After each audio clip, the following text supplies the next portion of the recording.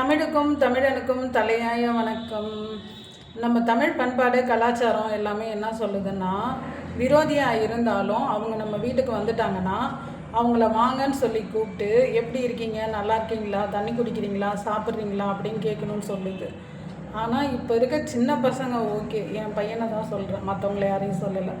அவன்லாம் வான்னு சொல்லி கூப்பிட்டுடுறான். ஆனால் எனக்குன்னு வாட்ச் இருக்கு பாருங்கள், என் மாமா. அது யார் வந்தாலும் எனக்கு என்னான்னு தெரியுது, யாரையும் கூப்பிடவே மாட்டேங்குது. வாங்கன்னு சொல்லி ஒரு வார்த்தை கூப்பிட்றதுல ஒன்றும் வாயில் இருக்க முத்தெல்லாம் கொட்டிடாதுல்ல. வளர்ந்த விதம்னு ஒன்று இருக்குது.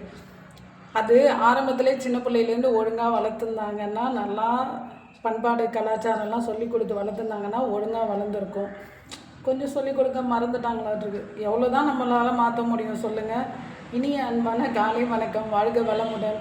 வாழ்வது நமது ஆரோக்கியமாக இருக்கட்டும், வெல்வது நமது தமிழாக இருக்கட்டும். வெல்க தமிழ்.